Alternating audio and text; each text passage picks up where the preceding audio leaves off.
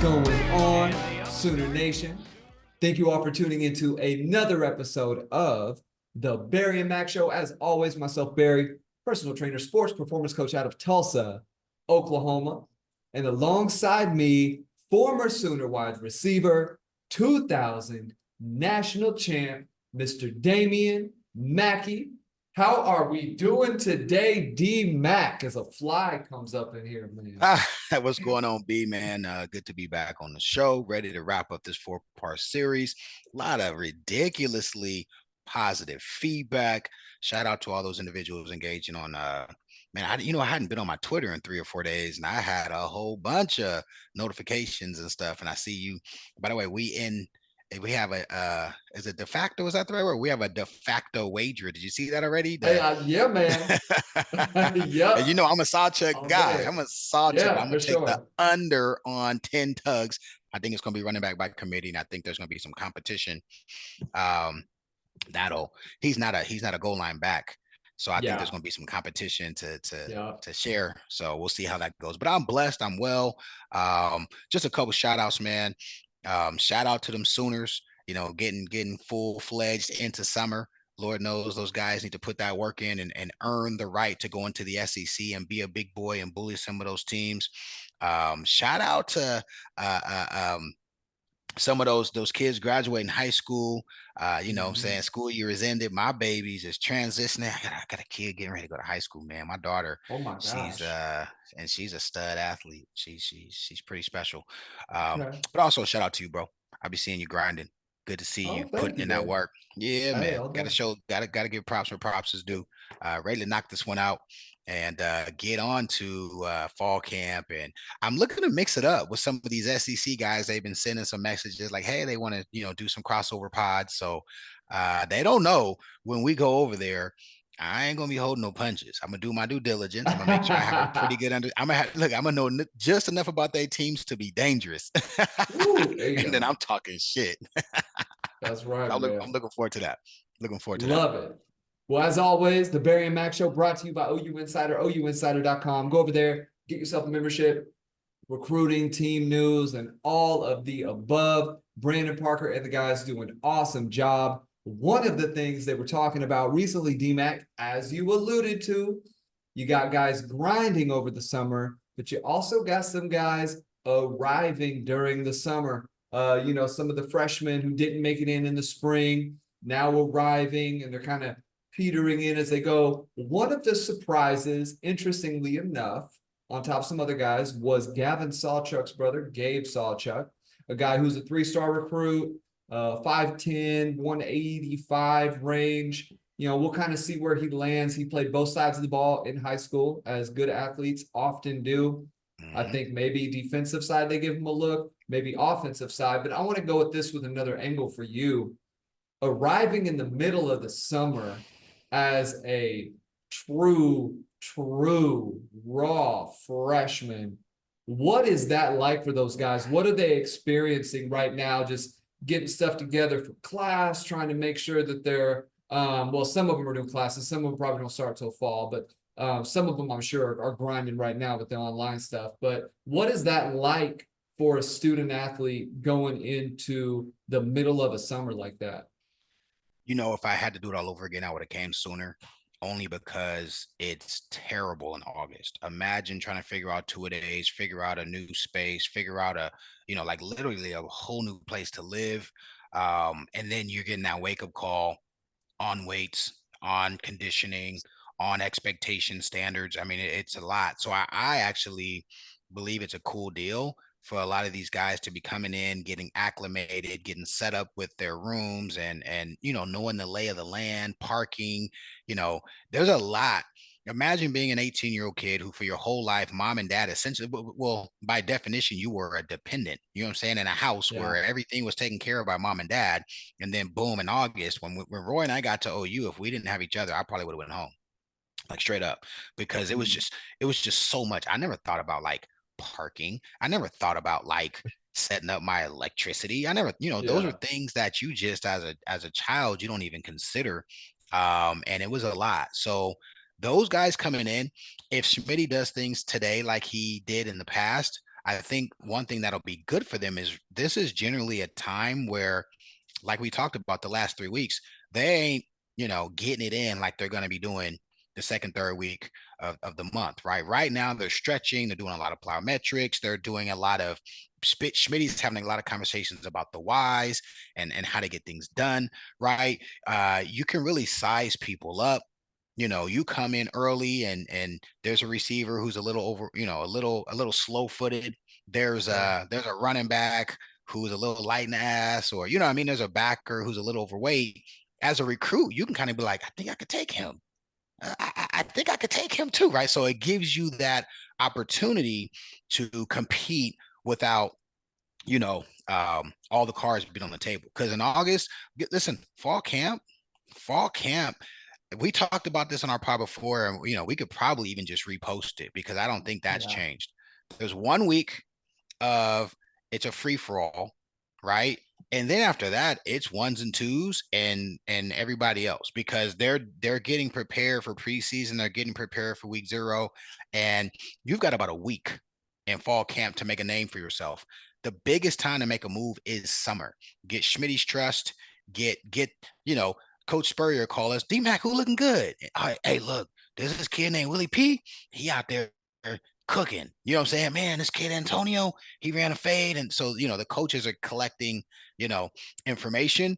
And so I think the kids that come in, and I think OU's done a great job of selling that. Hey, come in early, get a taste of the program. You're gonna die. You're gonna listen, No those matter guys are what. not, they're not prepared for what Schmidt about to put them through, Yep. but they will have a better understanding come August and you know, be value add to the team. Man, it's gonna be interesting. You got guys like EPL, Eugene Brooks, guys like that coming in. I'm always curious. One of the things that you find with linemen going from high school to college, and this is one of the things OU has actually shown lots of clips in this, and you probably remember seeing this when you were a player, is one of the biggest issues that high school linemen have is they don't have mobile hips and they don't Mm. realize what that mobility needs to look like when you get to that D1 level. That's why you'll see a lot of those like over under hurdle work, right? Where you're going over it, lifting the leg, going up underneath. And that's stuff that they've just never, they might have done the stuff where you're like blocking and you're underneath the little sled and things Oh like that. yeah. But that's different. You're not forced to keep the hips low. Yeah, some of those guys are waist benders who are just mammoth human beings who haven't learned to play with that technique yet, who haven't even developed the muscular structure necessary to hold those positions for a long time, to be as athletic as they need to be, which leads us into what we're talking about today, DMAC.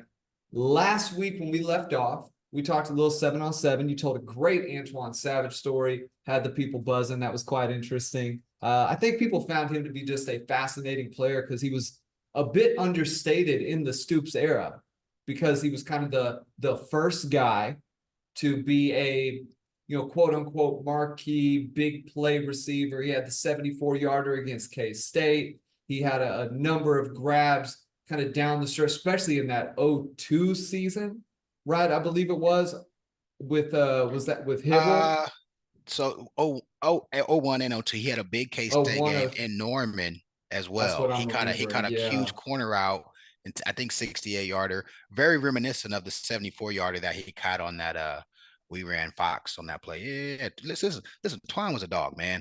Twine was the one receiver. If we had a one, I would say it was Twine. Kurt would probably say otherwise. Kurt had better stats than him in 2000. So you know what I'm saying? That's funny. And just the nature of the offense, the Z receiver is the one.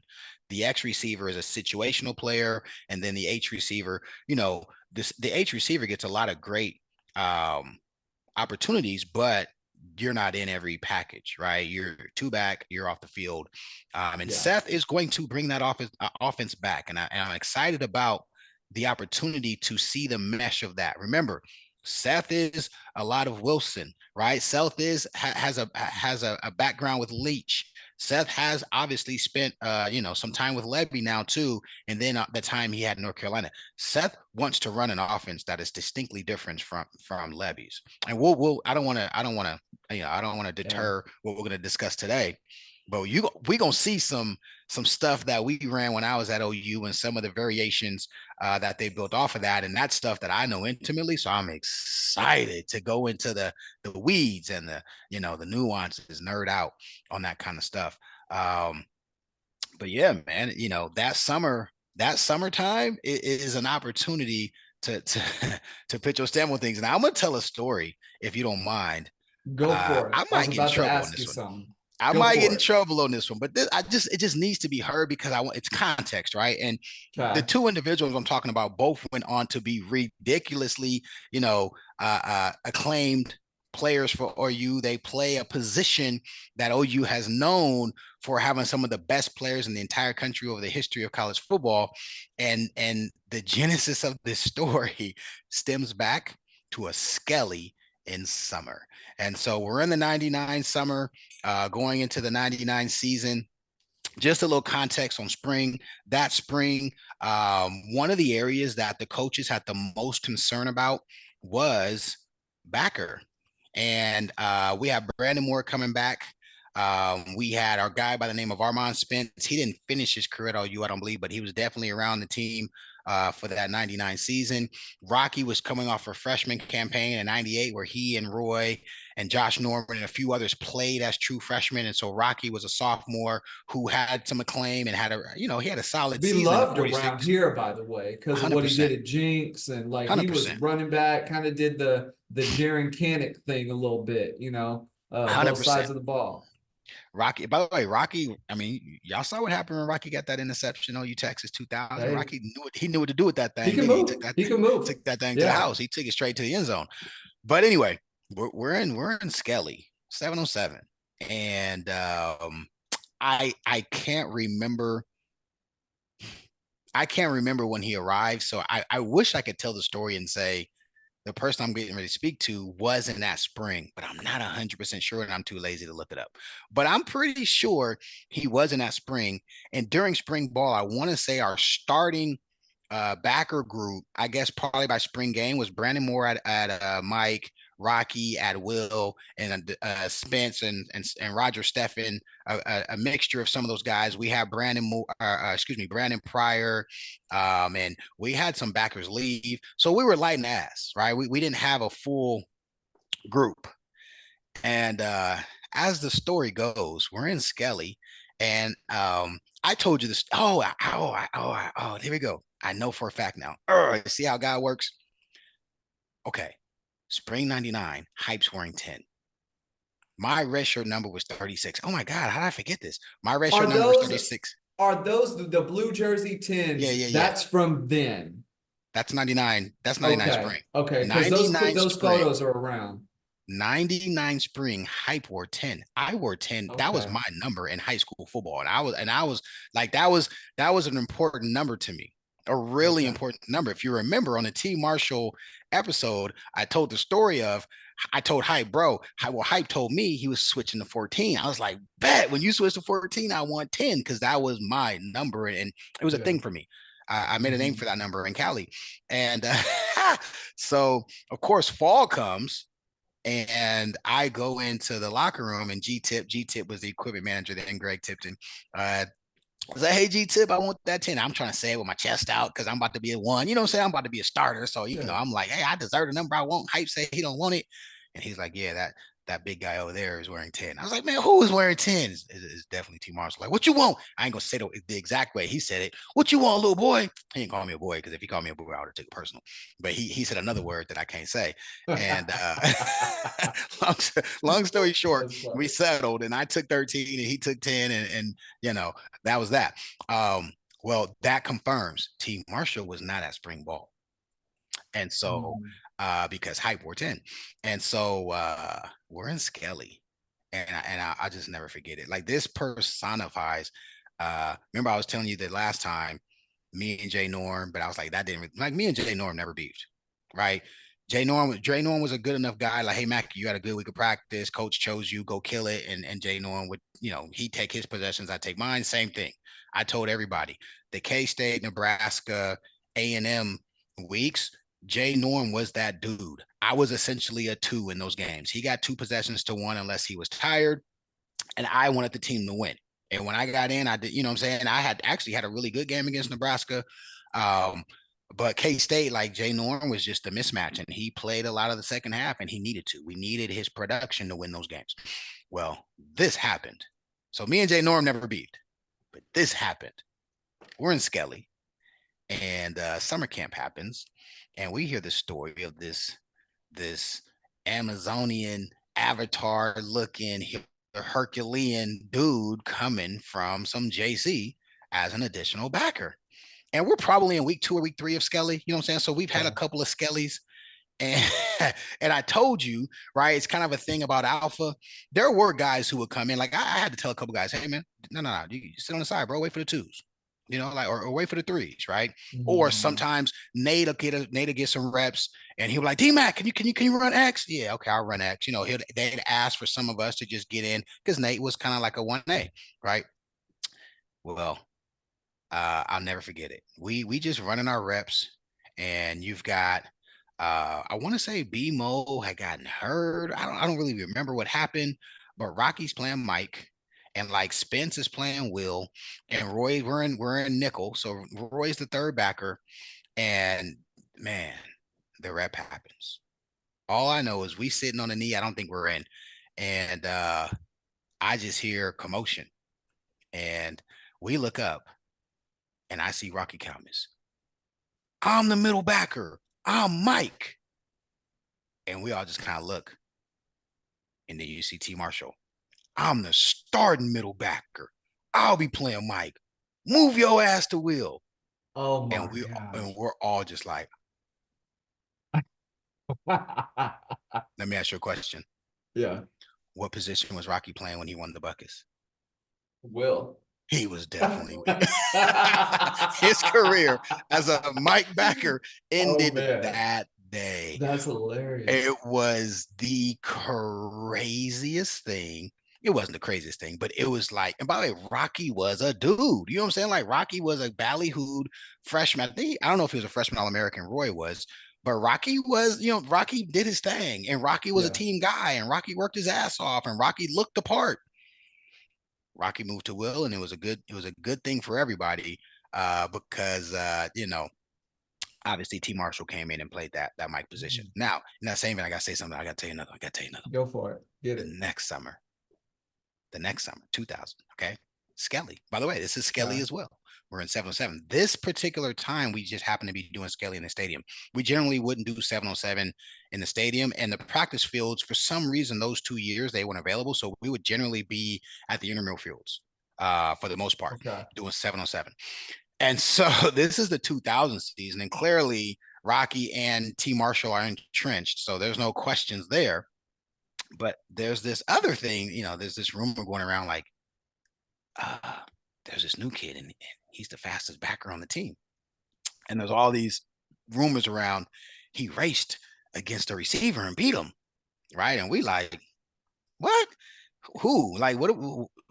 We didn't think there wasn't like no big time recruit who came in. Like T Marshall was we all heard that there was a Jay's JUCO guy coming in. He was a By the way, big time guy at that time. Like he was dude, viewed as potential NFL guy, like just things kept him out of D1 ball. Like he was a Miami OU like correct, level player. correct. Not to mention he was 6'4", 248 pounds, chiseled to the bone, Yeah. and was reckless. Yeah. He played right with a lot of ferocity. Okay, grown man too. Like he looked like a man. Like, yo, buddy is grown. He must be 26. Like that's kind of how we looked at him. But Sure. in Yeah. 2000 summer, we just keep hearing like, oh, this is backer and he beat a receiver in a race and this and that. We're like, so anyway, we get through Skelly and we call it up, and the seniors or the coach, the captains are talking, and here go T Marshall.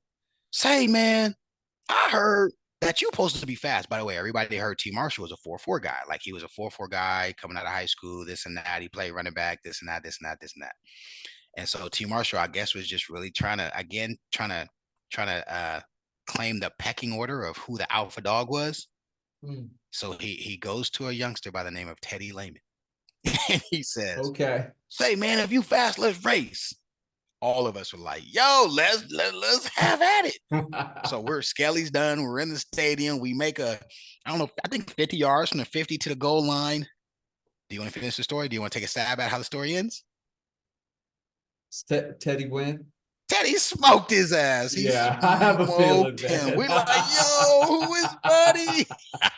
I Oh think they man. raced twice. I, Okay. How bad did Teddy win this a thing? yard. I mean, listen, Yeah, listen. okay, which T is Marshall, T Marshall, significant. T Marshall didn't get smoked, but he Yeah, lost. And he for he sure. putting all the effort into Teddy. Teddy just gave him, you know what I'm saying? Glasses.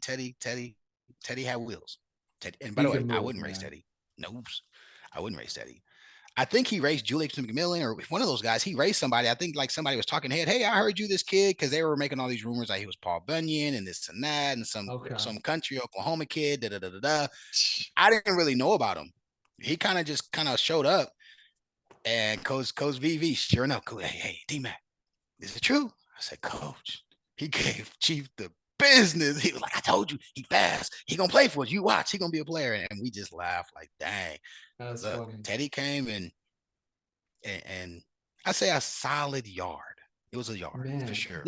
Let me ask you this. This is a little bit of a tangent. How much pride on a roster the guys take in being the fastest dude on the team? Like, is that one of those things where like you just know there's a group of guys like, oh, you like Zion Reagan's coming into Oklahoma, he's gonna immediately be one of the fastest guys on that team. Is that a pride thing on the roster, or is that something that guys aren't really thinking about considering well, what is like the temperament on that subject? I mean, it's a thing, especially in summer because there's no Okay. football, right? Summer is not football related. It's getting your body ready to play football. Hmm. When I got there's a guy by the name of Ced Stevens. And so on Blake's regime, there was a lot of talk about who's the fastest. And I ain't gonna lie, there's a guy by the name of Corey Ivy. He played in the league, I won a know Super about Bowl. I Ivy, think yeah. yeah. Well, they had a nickname for me called Two Cents because I came from playing winning football. Like my entire career, we played for championships, little league, high school, right? Like we played for ships, and I felt like the culture at OU. They was talking about some stuff that to me wasn't important. Who was Mm, the fastest and who was the biggest thug or whatever. I mean, I don't want to put a negative connotation, but like just stuff to me, sure. I was like, boy, we here to play ball. And so I would always have a lot to say. Like, man, like I'm looking at the DBs. This is when I was a DB with Coach Bennett. Coach Bennett was a DB coach. And I would just be like, buddy's trash. Like they had dudes who like were getting PT and starters, semi-start. I like he's not very good. And so they would call me 2 cents. Of course, I couldn't play, I couldn't practice, I wasn't even in the field. So a lot of them dudes hated me. Like, who is Buddy always talking? And I was telling the truth or my truth. Well, when Schmitty came, the fastest guys, Dre was not like fastest on the team. Julius McMillan, like straight line, Hmm. rolling. You know what I'm saying? Yeah. Rolling. Mike T, straight line, rolling. Mike T could chase you out your shoes. Um, the rest of us were ball players. You know what I'm saying? We were fast, Yeah. but we were ball Yeah. players. So like to us, it wouldn't have been a big thing to be like, I'm hella fast. Like, bro, you ain't playing. You know what I'm saying? Like, Yeah. we out here. Ante Jones, a 4-4 guy playing safety. JT Thatcher was fast. He ran 4-4 for the pros. I wish he didn't have, anyway, let me not talk about Wild Bro. So it kind of, you know what I'm saying? Yeah. Listen, this is how gangster, and I'm gonna say with an ER, this is how gangster Schmitty was. Most guys weren't like, are you the fastest? They were like, can you make a Schmitty workout? Like that was kind of like, Mm, that you know was what I'm the saying? Remember, pride point. yeah, like the 99 Okay. summer, Yeah. half the team didn't make the running test. So like that, everybody, Schmitty was the boogeyman for sure. Mm, Wasn't so much interesting. running in a straight line. Yeah, for Yeah. sure. Man, so we've gone through beginning, middle, summer. Take us now.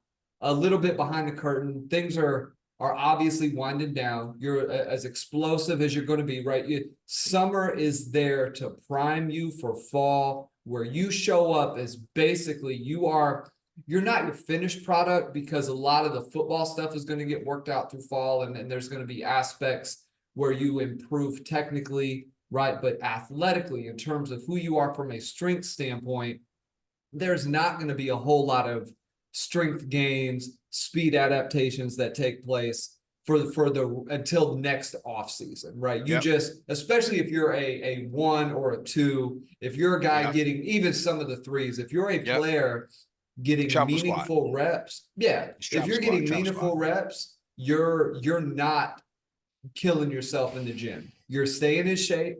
You're getting, people will see Jalen Hurts doing those workouts after the games at OU. And he was a little bit of a unique specimen, but just trying to maximize recovery. A lot of that, I'm sure, was like very low volume stuff, just moving some heavy weight a handful of times, keeping the body as it needs to be, right? In terms of just pliable, keeping the muscles where they need to be. And by doing it on game day, you basically give yourself an extra recovery day. That's why guys do it. That's why you'll see basketball players training after. But long story short, during the season, you're not making all those gains. So you get to end of summer, you're who you are going to be for the most part athletically. What is the feel of the team? What's going on at the end of the summer? Do you guys kind of have a culminating event outside of the testing? Give us some of the inside scoop in terms of what obviously Schmidt's been very hard on you leading up to this point, right? And maybe that tapers down, at least for the time that he's not seeing you as much. But give us a peek behind the curtain on that, D-Mac. Yeah. So after your running test, we have position meetings. They'll roll out they'll have all fall. I mean, excuse me, they'll have 2-a-days already set up. Hey guys, let's say the running test is July 29th, right? We report back August 6th or whatever it is, right? So, and they tell you, go enjoy yourself. Don't do nothing crazy. Coach, I ain't gonna say the names because God rest his soul. Book is my bro, and God rest his soul. But Coach was like, where's Brandon Everidge? Book, don't go do nothing crazy because Book is just one of those guys. Hey, Coach, I'm gonna go whatever. Yeah. I miss my teammate, but so we had those 7-8 days off, and generally guys would go to Lake Texoma, Arbuckle Lake, whatever, right? Arbuckle Falls, whatever, right? They'd get some time off, but 99 summer. You ready for this? So we have our Let's running go. test.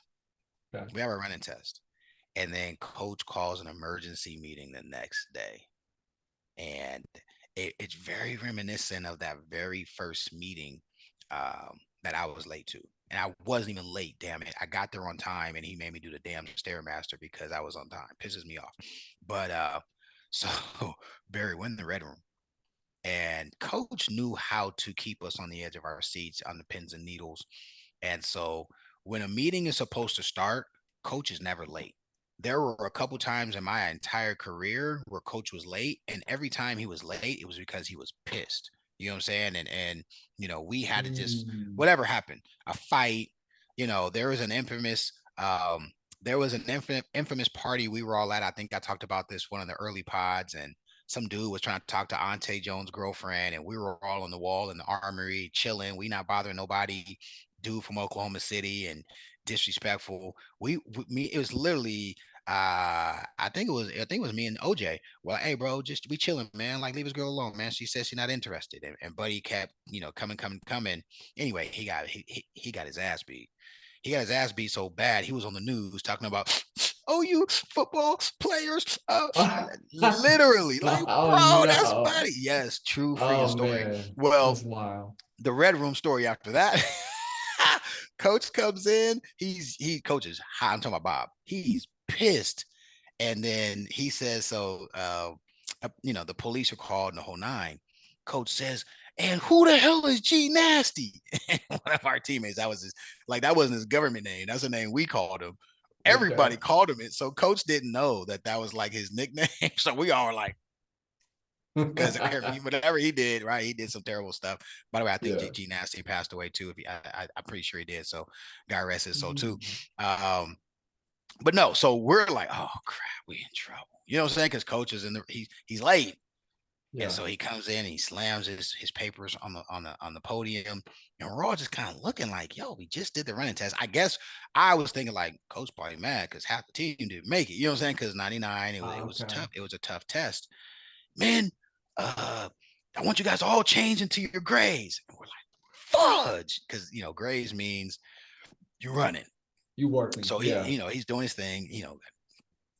Get your grays, and then he said, make sure you got your girdles. So we like, oh man, we in trouble. And then he said, when you're done, meet me outside the damn weight room. And so we like, weight room, okay, we're going to the gym. So we all trying to figure out what is going on. So boom, we leave the red room, we go back into the locker room, we change into grays because we just chilling in whatever, whatever you Yeah. got on and some flippities. So we put our grays on and everybody's like, blood, we about to get beat up again. And coach says, meet me at the weight room. So we walk into the weight room. There's a way to get to the weight room back then, straight from the locker room. There's a door that you can go from the weight. They don't have it anymore. You got to kind of go out now. Yeah. Yeah. Actually, I'm tripping. They redid it again. The new stuff is ridiculous. But we go in the weight room, and then Schmidt's in there, and you got all the strength coaches lined up, and we're all just kind of looking at, because you think about it, it's your first. We had our first winter. We Mhm. had our first summer. We Yeah. had our first running test. So we're all just like, what the hell is what's gonna happen? And Schmidt's like, all right, man. Uh, as you know, everybody didn't do as well as we anticipated, and because of that, as a team, we've got to deal with this as a team. Just because you made it, your teammates didn't make it. Everybody, we're all on the same team. We're in this together. I want everybody to go outside, and when you get outside, you'll see what we're doing next. And of course, when we get outside, there's 4 buses, and they've got popsicles and shit, and they're taking us to the water park. And Hey. yeah, it was pretty dope. I can't lie, but we were scared. They Oh played that man. thing. They played that thing so dope. And from the red room to the weight room to the pep talk, and then we go and they literally have popsicles for us. And they had 4 or 5, whatever, how many buses they had, and we all went for a team outing. What's the thing in Oklahoma City called Whitewater? What's the little theme park? I think Whitewater was Oklahoma City. Yeah. Oh, at Tulsa we got Yeah. Big Splash. It's called something else. I think Okay. it's Safari Joe's now, Whatever. but But we went and it's what it had is. a blast. And so that was pretty cool of them to do that, knowing they kicked our ass all summer. Man, let me ask you something. That brings up an interesting aspect of Coach Stoops. Because he came in there, he appeared to be aggravated, put on a nice show. Well, when you guys were in the games, right? And I'm sure younger Bob probably different than older Bob, I would Yep. imagine, right? Yep. He looked pretty locked in, judging from afar in those early years. He looked like, you know, the expectation to be great was on full display in the national championship game. Said they didn't go in there hoping they'd win. They said you guys came in saying this is what's going to happen. We're coming in here wanting to finish the job, right? To take care of business. Going to finish the job. We didn't want nothing. We were going to. Mm, Wanting is not. No, the language we were using is, yeah, I don't give a damn Snoop minutes play or not. We whooping their ass to a hell man. yeah. That was our expectation for sure. So let me ask you this: how far did something have to go for a player on the sideline to catch a chewing from Coach Stoops, talking about Coach Bob Stoops? And what was that like? What was Bob the kind of guy who, like, when he was upset, like, you knew stuff was about to go down? Was he a little slow to anger, or in those years was he a little more feisty? Give us kind of the Coach Stoops lens Are right you talking here. about game day on the sidelines? Yeah, I'm talking about game day. I want to ask you about practice in a second. Game day, Bob. Man, week 1 or it's week 0. We're playing UTEP. It's ace flip 93. I know it because I scored a touchdown on the play. And I'm playing slot, and Okay. X has a 10 8 X has a 13 to 10 curl. Z has a corner to take the safety out of the play. Slot runs a wheel, 5 yard out and up. I run the play. Well, they line up and bump, and so when they line up and bump, all I need to see is X and Z go inside. If they both go inside, it turns into a slot fade. The play is like it's all over the highlight tapes. They kept it in because I really got cheated, but I gave Buddy the juice off the line. I held him on my inside shoulder, stack him. So Yeah. hype has all the room in the world. Ref said I pushed him. Bro, if you go watch it, there's no push. The guy jumps early or whatever. I don't know. Catch the ball, run, dive in the end zone. It's a beautiful touchdown, Barry. It's beautiful. It's a beautiful Yeah. TD. And so I get up. The crowd's going crazy, but you can just feel the energy. It's not right. Like, because I've scored other touchdowns, and you know when it's a touchdown, it just felt off. And I turn Sure. around and I'm at the edge of the end zone. So I'm like where the pylon is. I'm like 1 yard in on the field, right? I Okay. get up and the ref threw a PI on me. And so I'm walking back and I take my helmet off. I'm on like the 15. You know what I'm saying? But I'm 1 yard Okay. on the field to play. And God damn it, Mackie, it's enough that you got off into PI. Put your mother sucking helmet on. What the hell are you doing? You think you blow? I'm just like, coach, I'm trying to figure out what happened. I throw my helmet back on. And yeah, man. So listen, if you were there, you were there. Those early years, those fans who had seats right behind our side, I guarantee. Mm. Listen, man, Gino will cuss you out in the middle of the game. Coach Mike Stoops will cuss you out in the middle of the game. BV will cuss you out in the middle of the game. Coach Ship, listen, and I used to be like, bro, why are you on us? Y'all defensive coaches. Y'all ain't, you know what I'm saying? The other team got 28 points. Why you, Coach Ship, come on, damn D Mack, you saw. Why you over there catch the damn ball? Like, bro, go talk to your guys. You know what I'm saying? You don't see Coach Spurrier over there telling your D lineman they getting pancaked. Like the coaches, you Okay. couldn't. There was not the only coach who would really kind of save you and give you some quote unquote grace was Coach Long. Hey man, Mackie, we need you. Keep your head up. And I say He that about seems like myself. that. I didn't. I had a couple of busts, and I had the worst play in my OU career is the pick six. I think it was a pick six. The pick six against Texas. I'm playing X, and I'll never forget that whole week is not Texas '99. The one time we lost. Okay. And the Yeah. whole Yeah. week in practice, I'm like, Coach, they're playing us inside man. If they line up in a hard inside man, can I run my curl outside? By the way, today it's universally accepted to run the curl away from coverage. Just Yeah. caveat. It's universally accepted. 1999, no, get inside. And so I could get inside if we're an ace because ace meant X is 5 yards from H. Z's on the other side of the formation. So I got 5 yards. Mhm. You I got can take a room. beeline, Yeah. but ace flip means Z is flipped on this side, and I've got 2 yards from Z, and Z's 3 yards from X or from H.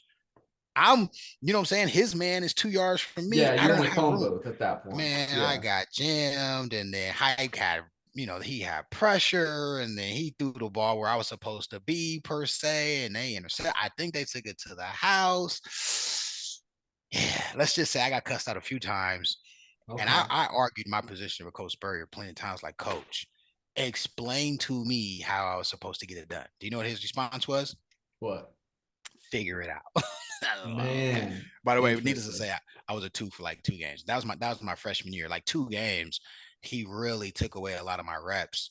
And then JJ had a bad game, and so I had the opportunity to get my reps back. But to your question, Yeah. all the coaches, like we saw flat out yelling matches where we thought it was going to be fist fights, halftime adjustments, and I don't want to disrespect our coaches because it was all in the moment of football and they were Hmm. all 32, 34, 35. Yeah. I think Spurrier was 27. You know what I mean? Like these are young men at OU, right? Expected Hmm. to right the ship.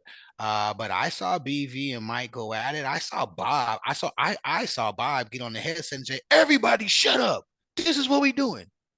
We all like, and he wasn't talking to us. Okay. He was talking to the headset. You know what I'm saying? So, Okay. it was feisty. And we mimicked that personality 100%.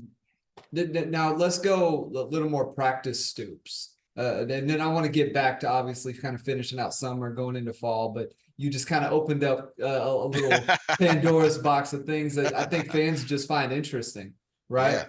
take us into practice Stoops. You know, there was a little bit of insight. I want to say it was 2011, one of the Landry Jones years, where ESPN. This is when they started really doing deep coverage of college football teams. Social media really wasn't like it is now. Right. OU did not have their internal broadcast team that's putting content out. You didn't have your Stutzman locker room, OU Texas speech kind of stuff, but you did have a Right. little bit of an insight into the Right. program. That was a Stills year, Ryan Broyles, and you got to see Bob a little bit, you know, coach the secondary, coach some of the linebacking groups. You got to see him outside of the head coaching game day mode. But what was he like in those early practices? Well, was he as energetic as it seemed? Specifically Bob or the coaches in general? But let's go Coach Stoops first, Coach Bob. So um Bob was a teacher. Coach Stoops was a Okay. teacher. He spent a lot of time on technique. You know, he really did play HBC and CEO of our program. He trusted his coaches. He spent as much time on the offensive side as the defensive side, unless they got their asses kicked, which always told us he didn't necessarily like the scheme that, the code DCs had used the week prior, and he wanted to make sure he had his fingerprints all over that. You know what I'm saying? Mm. But aside from that, man, coach would always come. And one thing I really appreciated about him is that he played good cop with us. I think he knew that it was really a culture shock and a standard shock for us to have Coach Schmitty have so much authority and power of the program. And Coach Schmitty was just standards. Like, it was Yeah. literally standards. And Bob was a really good, or coach was a really good balance to that, where you drop a ball in practice, Coach Stoops is probably the last one to get on you unless it's something lazy, right? You run a route and you don't run your mesh properly, or you're trying to beat the wrong shoulder, or you waste a step, because very technical, and I know the game's even more technical now. In some ways it's more technical, in some ways it's more freelance, right? A Yeah. lot of scheme now is about get to the space at the right time, versus back then, if I was running a slant, I had to 1 2 3 shoulder. We had very specific things we needed to do. Bob, the thing that I respected, B, is Bob knew enough about offense to really be able to give us good feedback. Okay. Like, and here's what I liked about him. He'd be like, "Hey, Mackie, you've been in the program. You probably know more than me, but from a DB's perspective, I see da.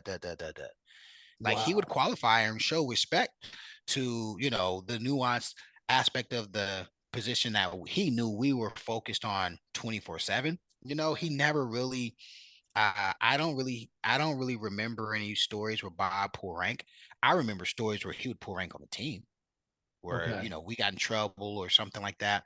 But practice coach Stoops was pretty dope, man. He was always trying to create some competition. He was always really glowing and edifying his players and really trying to build us up. And some of his stuff was cookie cutter, trying to dap us out, and all. He didn't try to be something he wasn't, but you could tell he Sure. was making a concerted effort to relate to us. You know what I'm saying? Hmm. And listen, race is a really polarizing thing now, but Bob was like, "Yo, I'm a middle-aged white dude coaching some young African American, and what I'm saying, white kids or young men." He would never call us kids. Like, he knew what it was, and he knew there were some boys from Houston who had a deep entrenched culture from Houston. He knew that the Tulsa's another, right? Booker T and some of those schools, Jinx, obviously a little different than Booker T, but he knew me and Roy was from Yeah. Cali, and hey man, he literally was like, "Yo, D Mac, you know how to sea walk?" And I'm like, "Coach, what you know about the sea?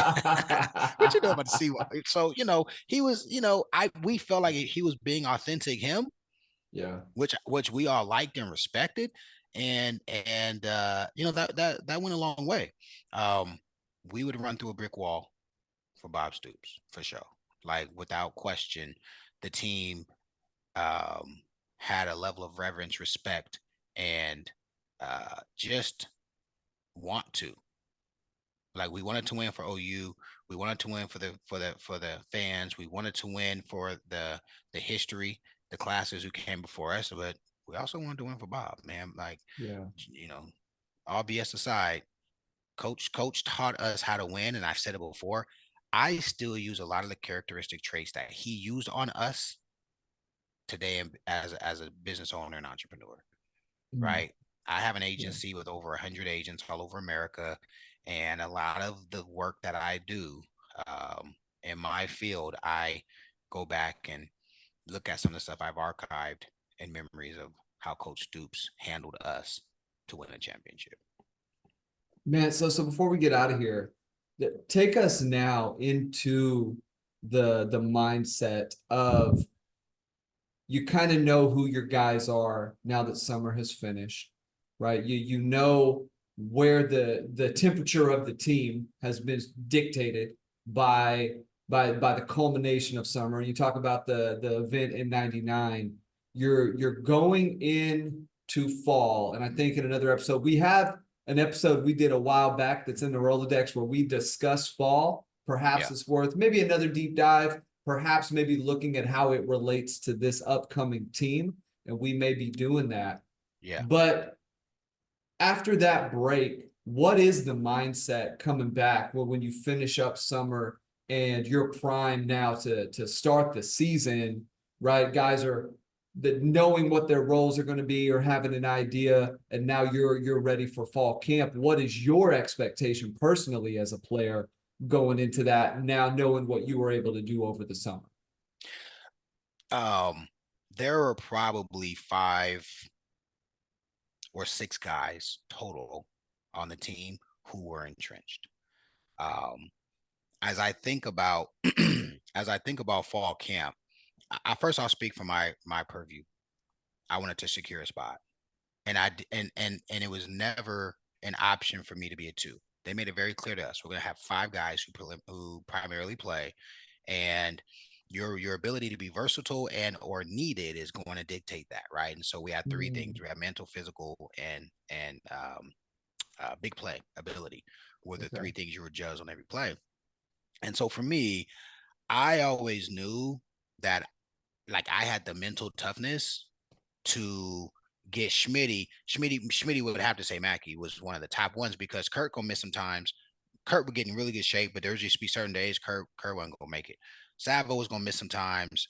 Again, same thing, right? There were certain things, and you know, you kind of have like you kind of like have your I guess your prejudice, or it's not your prejudice. It's like, you know what I'm saying? Like your personality, people will kind of know, right? There Yeah. are only like 10 of us who would always go for 100%. 100% is you never missed a workout, like actually participation, right? You never missed a time, and then you never had a blow up, right? So like remember I talked about the gold stars. We had Yeah. a pot a long time ago. So like there were only like 10 of us because the workouts were so varied. You had to be across the board really, really, really good to make it. And like my 99, I came late, so I couldn't get it, but I came and saw it. And we all missed the 6 trippers. Um, but some of us really would be like, okay, we realized how much sway Schmidt had. So if we killed Summer, it would give you a leg up for going into Yeah. fall camp, right? But then you got, I'd say like Roy, Rocky, Bubba Burcham senior year, obviously the Q, Hype wasn't, not going to be the starter, but like amongst the O line, those guys were all in heated competition. Trent, Hambone, Matt Anderson, those guys were all, you know what I'm saying, entrenched in competition. The 4 of us, me, Wolf, Sav, Kurt, and Jay Norm. And then every year you had, Julius McMillan would come. Julius was my competition. Okay. Julius got Julius came and got put like he got put like me, like I got put with JJ. Okay. Okay. JJ was the one. And then I had a really good spring, and Spurrier came back and was like, yo, Mackie, you're 1A. And I pushed JJ his entire senior year. I'm supposed to be the slot. And here comes Julius getting reps with the ones. And then we did a scrimmage in Tulsa, and Julius took some 89 to the house or something. He had a signature TD. And Oh wow. I probably wasn't a 2, but like it was 50-50. And I'm like, so for me, going into leaving summer, going into fall camp, unless you were, again, Roy, I can name them: Roy, Rocky, um, Hype, Bubba Burcham. I don't even think the D line. Like there are 7 or 8 dudes on the D line that could go Yeah. get it. DB, like Ante wasn't entrenched. You know what I'm saying? Like nobody was really Wow. entrenched. Okay. Everybody was like, I gotta go into fall camp, and I really think it's what sharpened our swords. It was comp. And fall camp is just it's just football from 6 a.m. when we got to get up and eat breakfast, and that's really your only opportunity. And they were smart. We wouldn't really practice. This was before they switched to beat the heat. So our second Okay. practice would be 2 o'clock in the middle of the Oh, we'd be getting baked, wow. baked. And then I want to say 2001 summer, 2 days, they finally said, hey, we're gonna go like 9:30 in the morning and then like 5 p.m. start a practice for the afternoon practice because we got Mm, baked. The championship season, we got baked. Um, but it was mental. It was mental, man. It really was. yeah. Bury your bodies in tip top shape. I never went into fall camp with any lingering issues. I always felt really good. Um, I always looked at it as, I was a guy who said every play I'm gonna, I'm gonna do my assignment. I'm going to not get physically punked. You know what I'm saying? And if the ball comes my way, I'm Yeah. gonna catch it. If the ball didn't come my way, I knew how to do my job to get an extra plus. And so, um, you know, I think about it, and really all of us, we really wanted to be physical, obviously, explosive, obviously as well, but intelligent. We really wanted to be smart players on the field. And, it was a switch, right? Because during summer, it's getting my body and my mentality to you were facing a clock. Every day there was a clock or a Mhm. rep. Remember, I talked about that, right? Like your mentality on Yeah. Sunday night is like, oh, well, fall camp is football. Yeah. Do I have the proper depth? You know what I'm saying? Am I in the proper alignment? Do I have the right foot up? Am I thinking too much pre-snap? What's my responsibilities post-snap? Oh shit, they went from zone to man. Oh shit, they went from 2 to 3, right? They buzzed the flats. Oh damn, here comes the whole defender. Can I make these decisions on the fly based upon the playbook? Reps, reps, reps, reps, reps, reps, reps, reps, reps. And so the coaches want guys who they can depend on. I won't say no names, Interesting. but there were guys who were good. They just would bust 1 out of 3 plays. And if you're gonna bust 1 out of 3 plays, you're not going to see the field. That's a loss. I mean, that's starting long right there. Exactly. So Exactly. let me kind of to wrap stuff up and to bring it full circle a little bit. Talk about Coach Venables. Give us a little bit of insight as far as him being kind of in and around the program as that's going. Obviously, Coach Schmidt has got the control over that summer, and he's kind of driving the ship. But Coach Venables, head man right now for Oklahoma, going into the SEC this upcoming season, the inaugural year. Talk about his presence, maybe at different times, or any kind of interesting nugget you can dig up. Because we also know Venable's pretty athletic guy as well, right? Yeah, Some good for sure. athletic acumen. Some of the stories of him, even now being on campus, some of the things that he does in the morning, things to keep his body right, which I think are critical. I think to be a head coach now, first of all, you really don't see a lot of elite, heavy, not at least relatively fit, dominant head coaches. You just don't see it very often. In order to recruit, in order to sell, in order to be your sharpest, to be your best from a mental state, it just helps, right? I know this the day to day, but talk a little bit about Venables. Unless you got something to kind of say on that too. I just Venables, Venables and I, when I was a player, he loved me because I was a little guy who was hard nosed. You knew Venables liked you if he invited you to be on punt team. They always said punt team was the Okay. most important special, and I guarantee you to this day, because I mean he was so hell bent on punt team, and of course punt team's how I get injured. Um, but I mean, me and Venables always saw eye to eye. He likes guys that are football players. He's that's why he's on brand for how he does his evaluations and such, because Venables doesn't give a damn about if you're the fastest guy in the world or you're the biggest, strongest, fastest guy in the world. If you can't go hit somebody, you can't do proper assignment, you're not physical. He ain't fooling with you, right? As it relates to him being HBC today, um, I know he has supreme trust in Coach Schmidt. Again, I've heard from many people what we experienced, 25 years ago now, 99 and 2000 to 24 season. It was literally 25 years ago, quarter century ago. They can't do 50% of the things that we did, you know. Mhm. Um, let's not forget, and it needs to be put in the airways. Our team, uh, during AD's senior seasons, I know he never played as a senior, but his like seniority seasons, those mother suckers are the guys who told on Spurrier. I mean, told on Schmidt, which is I can't, I still like, we all are like, bro, I get maybe even like a mutiny. I get it. Like, if you guys go to coach, like, yo, that part I could kind of understand, but like, y'all Yeah. tattletale. That's why y'all suckers Mhm. got soft. Like, y'all soft, bro. Y'all went and told, you know what I'm saying? What? Where they Yeah. do that at? Um, and so since then, obviously, you know, hamstrung him for a while, goes to A&M. By the way, I heard at A&M he cranked it up and got those guys physical, but he trusts Smitty. And I've been able to, hear guys say coach is plugged in. Again, the game's different, right? And Yeah. facilities are different. Like Yeah. all 7-on-7 and stuff is done in an indoor. And again, I don't, not to get anybody in trouble, but like there are ways to see and be very, you feel me? Like the coaches, Yeah. they're without being there, they can be there. When we were doing it, we were like, an eighth of a mile away on some fields and so on and so forth. Everything is in within the compound. Um, so Venables knows what's going on. He's got his thumb on what's going on. He's got a lot of individuals, who need to be in their proper places, who can make sure he's in the know of what's happening. And because strength and conditioning is such a, I wouldn't say micromanage, but at least micro facilitation.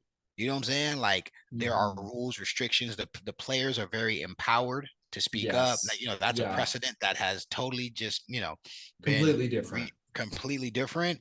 It's just a different prep. Yeah. There's so much technology. I told you, I went in there and saw the things that they use to measure all the stuff. Man, we used to have them. They had a little deal. It looked like a little wire gun with a little thing like this, and they would Yeah. grab you. They go like that and grab you, and 6% body fat. Bigger Yeah. The guy. calipers. Yeah. Whatever those things were called. Yeah. Now they got these BMI, blah blah blah. They got the freaking.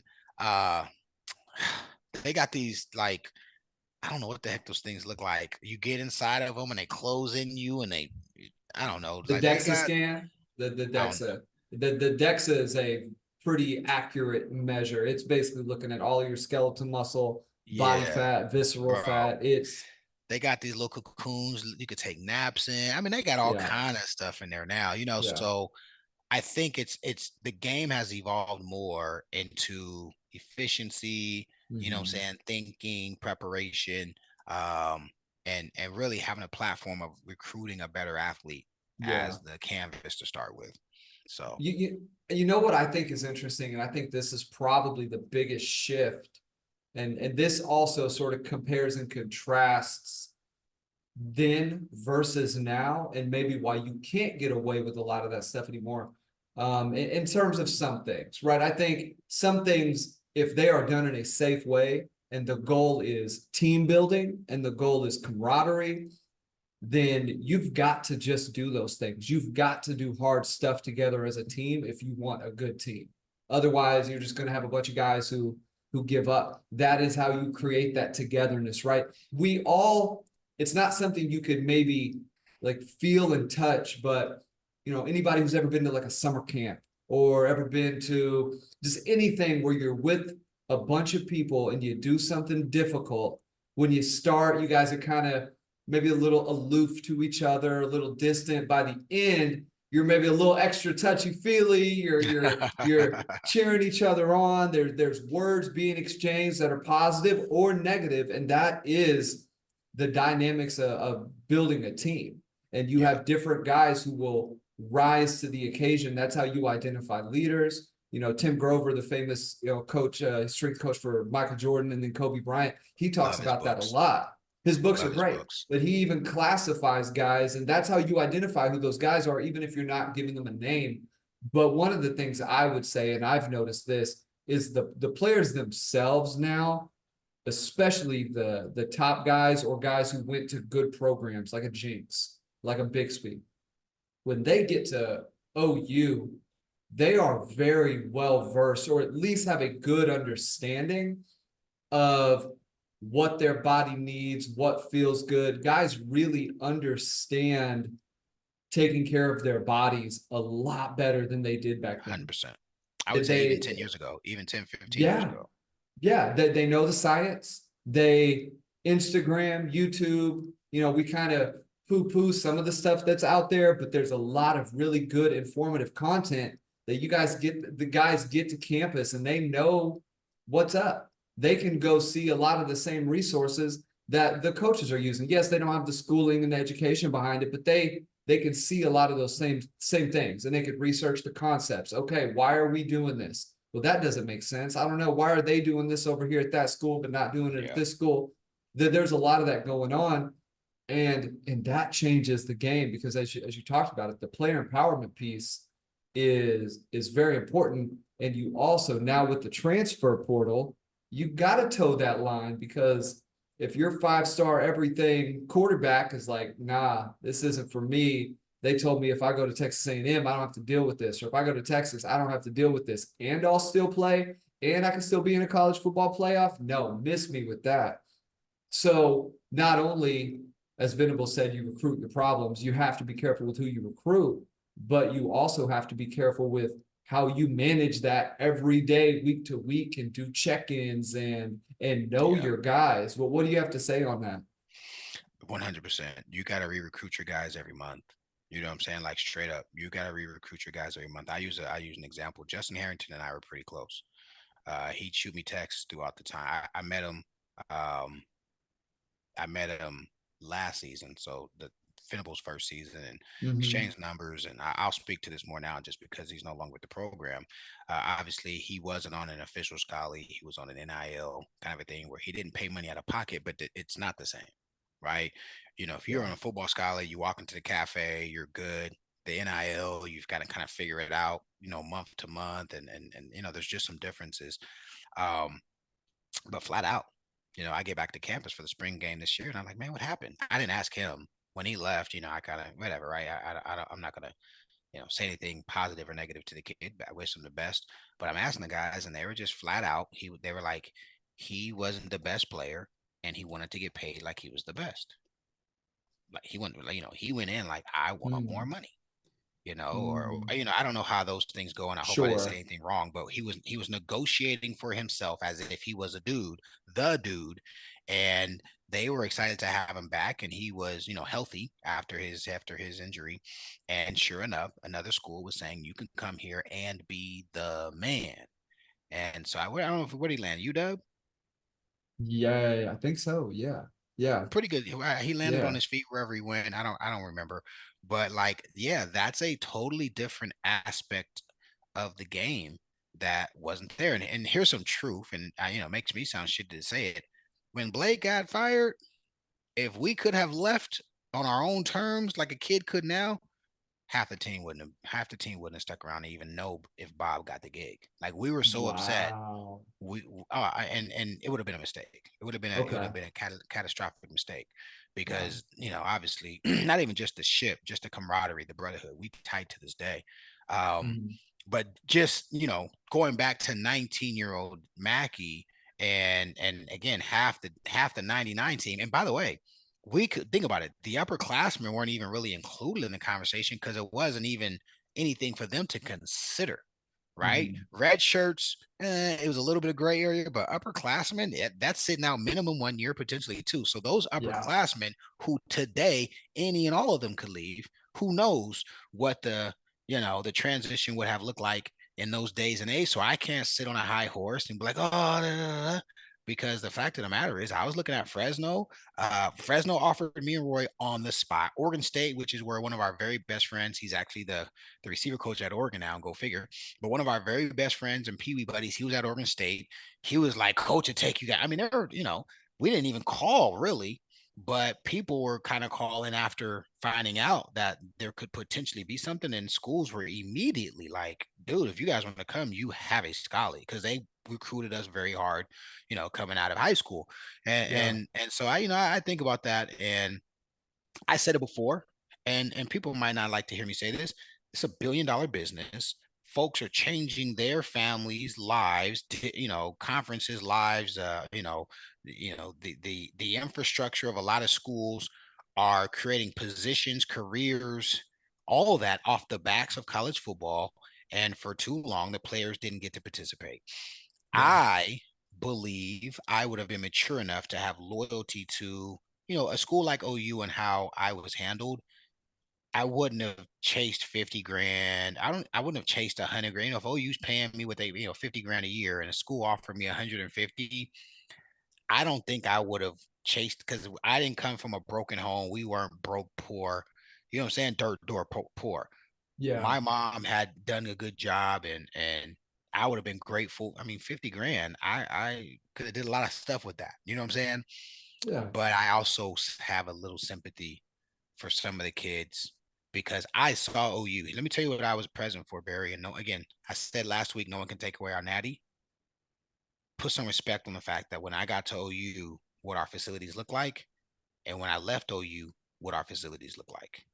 OU went Man. through 3 full-fledged, right, transformations from 98 when I got to OU, and I really Yeah. left the school in 04, 05, right?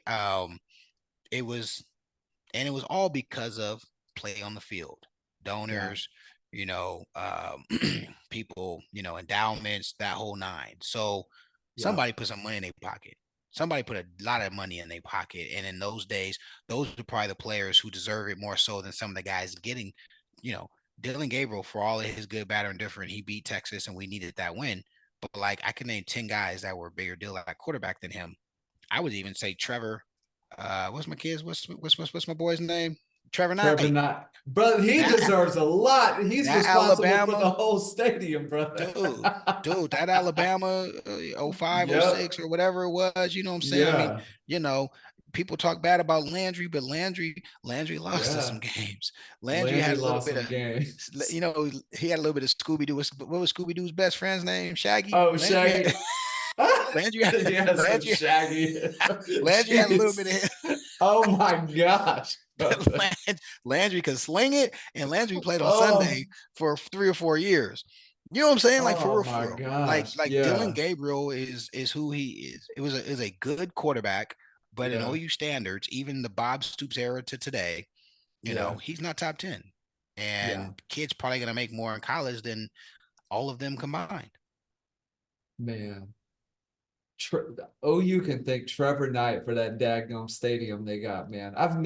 Like it was right after the Sugar Bowl, right? That they Got the pitched or funds. got the funds to get that done. And then like 2014, everybody felt awful because it was just horrible year. And then Boehner comes in and then, And then, all is right with yep, the world.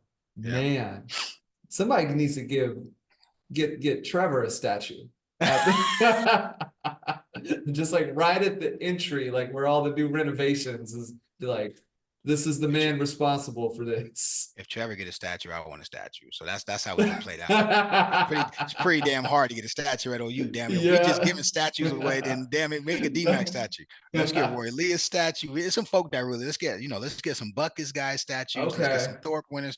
Trevor parlayed that into a starting position at A&M, and so salute to the kid for what he did. But we ain't giving. If Trevor gets a statue, There you then damn go. it, I need a statue. I'm gonna ask on the way out. So awesome stuff as always, DMAC. Want to remind everybody, show's brought to you by OU Insider. Go to ouinsider.com, get yourself a membership over there. DMAC, I want some closing last thoughts, but what three non-Heisman OU football greats actually deserve statues out there? Give me three. It's got to be three. Let's give me Lil Joe. Okay. Lil Okay. Joe definitely needs a statue. Okay. Um, Bosworth definitely needs a statue. Okay. Definitely needs a statue for Yeah. sure. Agreed. Selman's got theirs. Yeah. So I agree with you on um Bosworth. I think Joe, yeah, I guess Joe had a pretty, his career hey was man, these substantial. are my three. You gonna tell me your three, I'm gonna tell you my I'm three. go, I'm going to. I I'm know, I going know. to. So we got Man, Joe, Boz. Who's the third? I'm partial in two directions Okay. because I saw these two with my own eyes, and I'm just telling you, they were the best. And it's either AD or Roy Lee. Roy Lee plays a position that generally doesn't get that type of praise. Roy Yeah. was Roy was the best college football player, all positions in 2021, and it wasn't close. And then Okay. Adrian Peterson, just in the era that he played in, with all due respect to what's his name, the kid from the he threw away his career from Mississippi. They always say he was better athlete than AD. Oh Running yeah. back. God, Yeah. the OGs are gonna get mad at me. I don't care. By the way, he was a good player, but AD did it consistently for 3 years, and then went on to the NFL and showed everybody it wasn't a fluke. And I just think AD was the face. Obviously J Dub. J Dub left a couple years before AD, but um, anyway, I'd say Yeah. Boz for sure. Yeah, for sure. I'd say Lil Joe. I'm interested to hear if you can name someone else better. And then I would say 50-50 between Roy Lee and Adrian Peterson. I like the 50-50, but I would probably go AD just for what he has done beyond the OU career as well. Like he's now going to be one of he's one of the NFL greats at the For sure. position. Hmm. But I'm going to go Bosworth, and then I am going to go, and Don't this say might nothing surprise you a crazy. little bit. Don't say nothing I'm going to stupid, man. go Josh Heupel. I'm going to go Hype. And here is my logic for it. I'm not. I'm just. I'll tell you why I'm laughing in a second. Okay, I'm curious, and I know the relationship, right? And we, so it's would he show up? That's the question. yeah, probably not right now. Maybe 20 years down the line Oh, is for sure. possible. But man, without him, you don't usher in the new generation of OU football. He was responsible. So Boz was on an 85 team, won a national championship. Nobody from 74, 75 who was We won in Heisman 75. winners. Yeah, who were Uh, they didn't have a Heisman winner that year though, those no. years. No, because Selmans were Uh, before yeah, they were 71, 73. 72, 73. But maybe the Yeah. youngest Selman may have still been on 75. The Okay. youngest, Okay. yeah. And then you would But have listen, and they did, they yeah. were they were really the champions. I want to say 71 or 72. They just didn't give us the natty. We were the Yeah. best team in college football. We just didn't get I it there. think It was like 73 was like that too. I think 73 they were like 10-0-1 or something like that. there were 3 or 4 years where we were the best team in the country and they just didn't give us the natty. But I think, and this is a little bit of a paying homage to the show we did. If you guys have not heard, me and D-Mac talked about this pre-show, go back and listen to the Torrance Marshall episode. It's a two-parter because Torrance was Oh yeah. on the soapbox, man. You need to go listen to that. But Wiki should have been disqualified from winning that daggum Heisman Trophy, man. And Torrance lets us know in only a way that he could do. But Heupel, man, he deserves obviously not in Heisman Park, obviously not out there, but I think there needs to be something done for him down the line for what he meant to the program. And hopefully it's one of those deals where it's not done way too late, would be my thing. A lot of bad blood there. Yeah. I wouldn't say a lot, but there's bad blood there. Heupel, I think Heupel wanted to be a Sooner lifer once he got here, and that obviously Mm-hmm. didn't happen. At Roy Lee's Hall of Fame deal, you could feel some tension in the air for sure. But I appreciated my QB being in the building, and he was nothing but love amongst his teammates. So I agree actually. Hype is a great choice. You're right. Hype and T Marshall were 4-star, excuse my French, fucking generals. Stuff. Period. You know what I'm saying? The part of the game that Hype was not a athlete, he was a scientist. And on the total Mm-hmm. other end of the spectrum, the same way Hype was a scientist, T Marshall was a goon. And both of them had very high football IQs. And so Interesting. now, I say that, and I do want to throw this out there. T. Marshall used to bust a lot in '99, but it was because he was overexcited, right? But he was a Okay. very intelligent ball player, and in 2000 he cleaned it up, and obviously the defense played much better. Excellent, excellent stuff, man. Well, Sooner Nation, want to thank all y'all for tuning in tonight. Hopefully, we gave you guys exactly what you wanted. We are going to be diving into more stuff very, very soon. But as I said, go to OU Insider, ouinsider.com. Check them out. Sign up. Go check out the team news. Myself, DMAC are interacting over there on the board on a regular basis. We post the videos over there, so there's room for discussion outside of the YouTube comments, which, man, so far YouTube comments have been a lot of love. So appreciate that. A little bit of discourse, but not much. Very, very, very little. DMAC, closing thoughts, and then we'll get on out of here, man. Yeah, looking forward to doing some crossover stuff, like I said at the beginning. Yeah. Looking forward to really breaking down this team. Our first year, we did a deep dive on all the positions, and so maybe that's something we do going into fall camp and Yeah. give some of our. I remember talking about Mims. You remember that? Remember that? I was like, "Yo, Yeah. Mims is gonna come out of nowhere," and sure enough, kid played well. Um, no, but we're getting closer to actual football. These are going to be the dog days of summer. Um, we'll stay in tuned with some of the things you guys are asking us to speak to, because once the season starts, you want to break down X's and O's, this is where you need to be, because we're going to That's be right. keeping it live and direct on scheme, um, on mismatches, pre-snap, post-snap, all that good stuff. And so looking forward to that part. And then also looking for a high school program in the state of Oklahoma we'd like to do a special partnership with. All right. We'll be breaking some news here in the next week or so around some way we can support a football program. So if any of you guys know any teams that may need, um, pads and or jerseys or anything, right? The program has a financial need. We're going to be looking to work on something to, potentially be a benefit to a program sometime this season. Awesome stuff. Well, Sooner Nation, want to thank everybody for tuning in today, and we will see you soon.